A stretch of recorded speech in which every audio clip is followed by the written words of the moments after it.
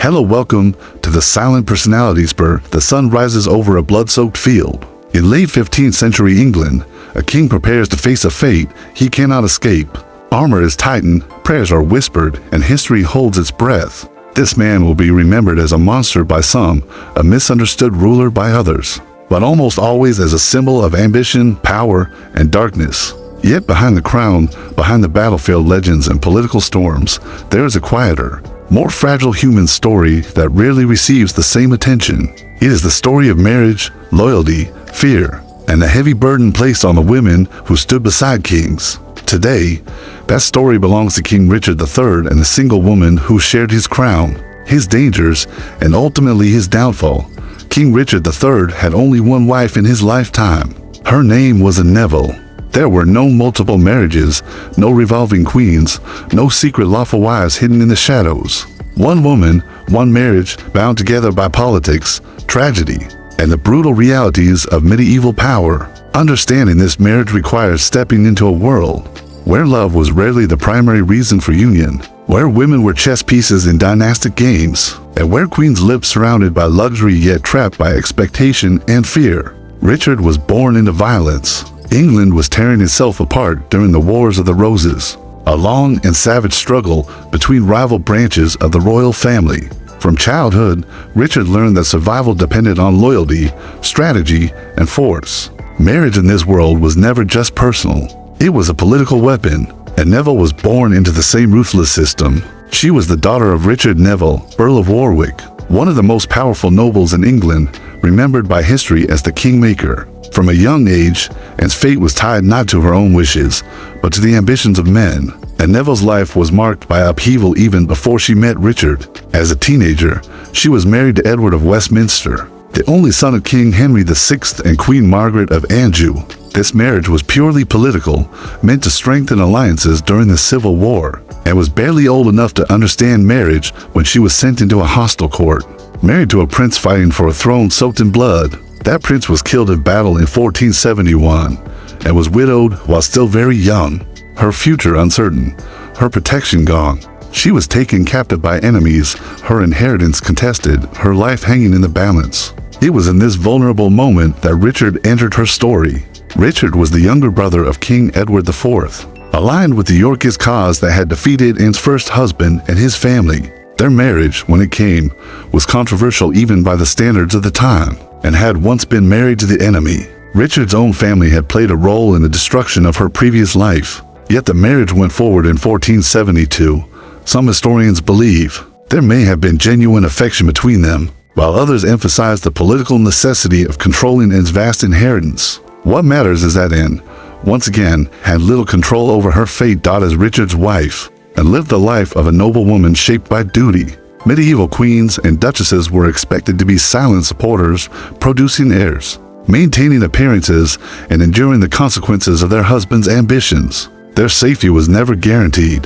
Their emotions were irrelevant to the demands of power, and became Duchess of Gloucester when Richard held that title, and later Queen of England when he took the crown in 1483. The suffering of royal wives in this era was often invisible. It was not always physical violence, though that did happen in many noble marriages across medieval Europe. More commonly, it was psychological pressure, constant fear, isolation, and loss of agency. A queen could wear silk and jewels while knowing her position could vanish overnight. She lived under scrutiny, blamed for failures she could not control, and valued primarily for her ability to produce male heirs. And Neville experienced this pressure intensely. And Richard had one son, Edward of Middleham. His birth was politically vital, as it secured Richard's dynastic future. But happiness was short-lived. Edward died suddenly in 1484, likely from illness, as childhood mortality was tragically common in the medieval period. This loss devastated Anne. Contemporary accounts describe her health declining after her son's death. In a world where a queen's worth was closely tied to her children, losing an heir was not only a personal tragedy, but a political disaster. This is where the cruelty of the system becomes clear. Anne was grieving as a mother, yet she was also expected to remain strong, silent, and useful to the crown. Rumors began to spread in Richard's court about the future of the dynasty.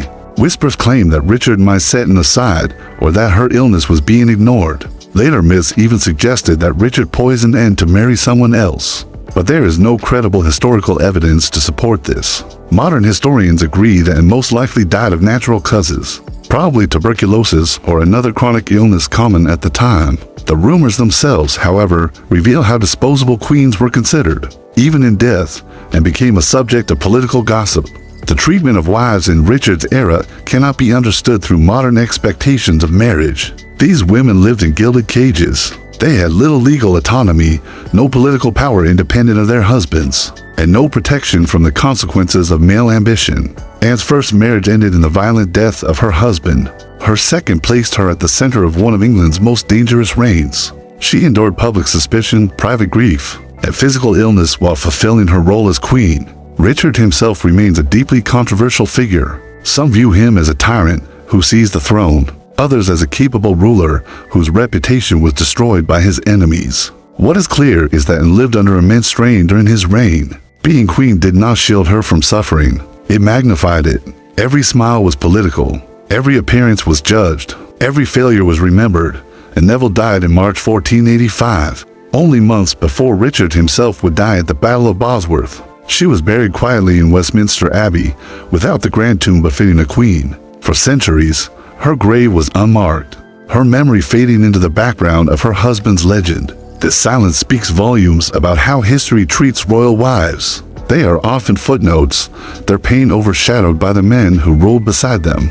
To say that King Richard III had only one wife is historically simple. To understand what that meant for Neville is emotionally complex. She lived through war, captivity, widowhood, political marriage, motherhood, and devastating loss, all before dying in her late 20s or early 30s.